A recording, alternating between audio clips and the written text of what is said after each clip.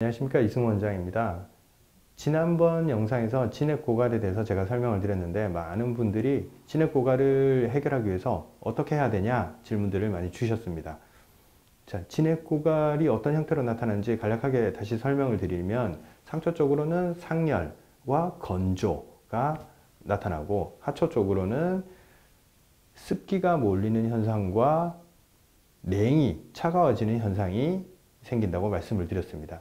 요거에 대한 자세한 내용은 지난번 영상을 링크로 이쪽을 띄워 드리겠습니다. 요걸 클릭해서 보시고 이 영상을 보시는 게 좋겠습니다. 그걸 다시 설명하기에는 너무 시간이 길기 때문에 그 부분은 이쪽 참고하시면 되겠습니다. 이런 현상은 상체의 열과 하체의 냉, 상체의 건조와 하체의 습기가 서로 섞이지 못해서 이렇게 따로 떨어지는 현상, 이격이 생겼기 때문에 발생한다고 말씀드렸습니다. 상열, 하한, 이걸 해결하기 위해서 아래쪽에 있는 수기를, 습기를 위로 올리고 수승, 위쪽에 있는 화기를, 열기를, 건조를 밑으로 내리는 화강, 수승 화강의 방법으로 해결을 한다고 말씀을 드렸습니다. 자, 어떤 행동이 이런 수승화강을 통해서 이 증상을 완화시킬 수 있을까요? 이 질문에 대한 대답이 되겠죠. 자, 하나씩 말씀드리겠습니다. 자, 증상이 심한 단계에서는 사실 좀 다른 쪽으로 해결 방법이 있으니까 나중에 말씀드리고, 증상이 초기다. 내가 이런 증상이 생기기 시작하고 있다. 입도 마르고 좀 가슴도 불편하고 호흡도 답답하고 여기 좀 열감도 있고 아랫배가 좀 차가워지고 소변도 좀 잦아지고 변도 자꾸 풀어진다.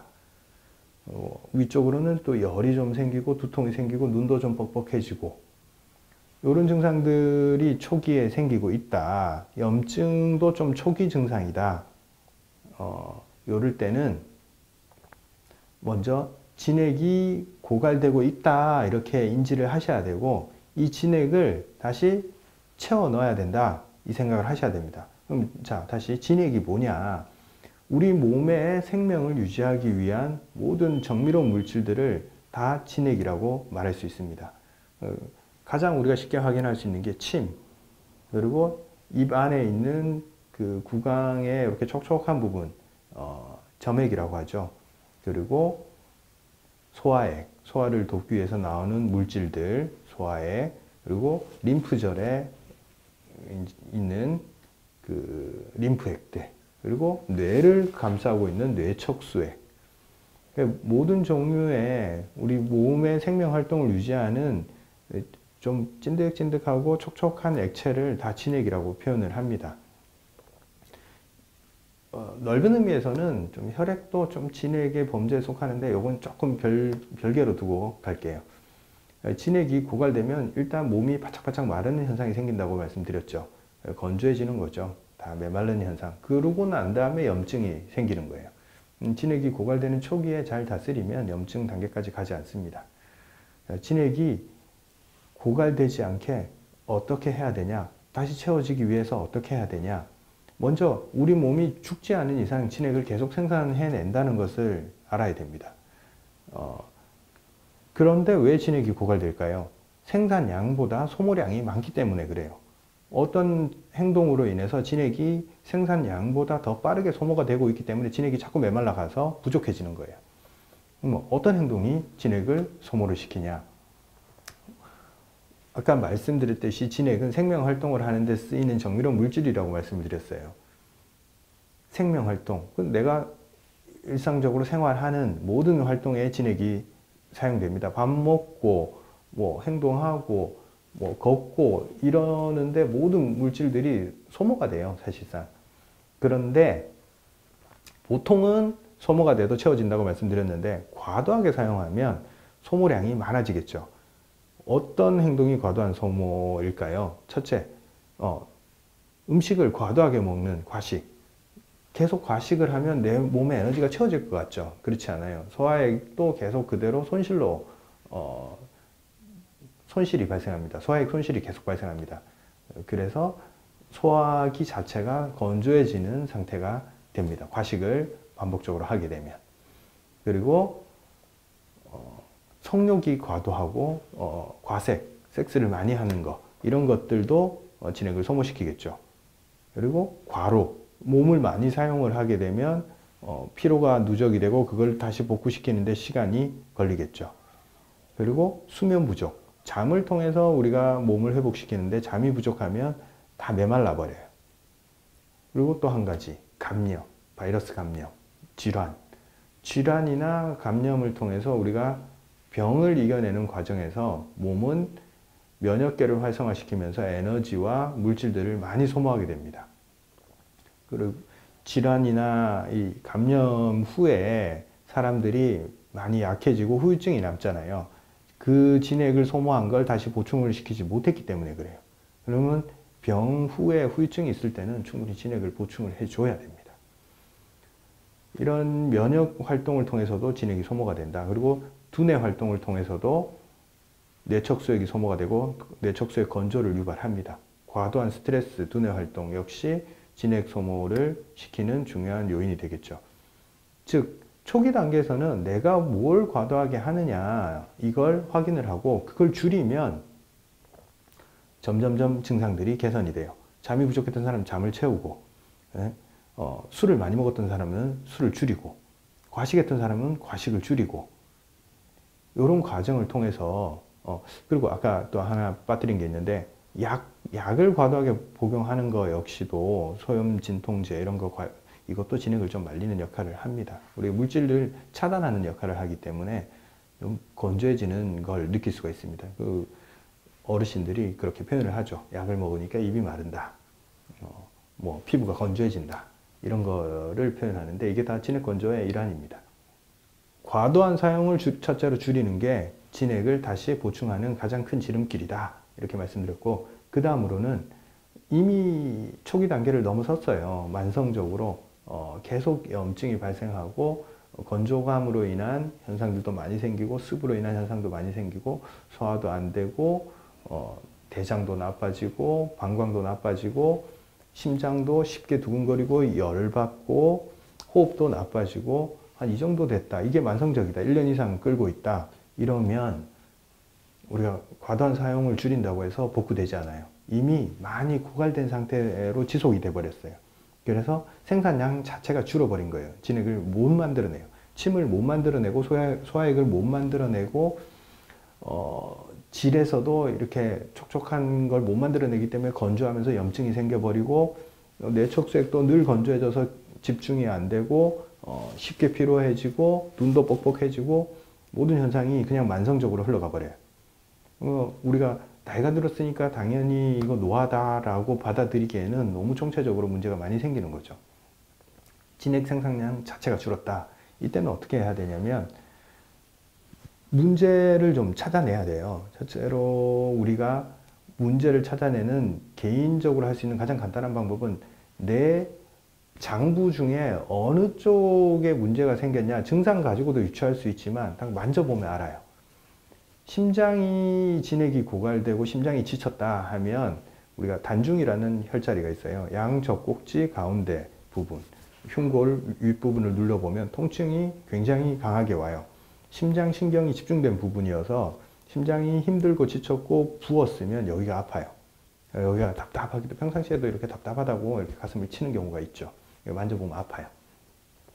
그리고 폐는 이렇게 좀 만지기는 어렵지만 증상적으로 많이 나타나죠. 폐 라인의 기관지가 불편하다든가 건조하다든가 쉰 목소리가 난다든가 비염이 생기고 코가 건조해지고 그리고 장기침을 자주 하고 목소리가 건조해진다, 메마르다 이런 느낌을 받게 됩니다.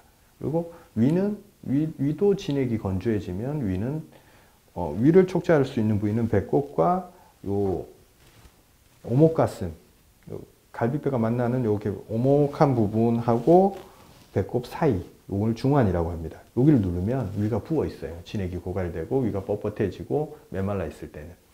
소화액이 잘 안 나오고 위가 활동성이 떨어져 있겠죠. 그러면 탱탱하게 부어 있고 만지면 아파요.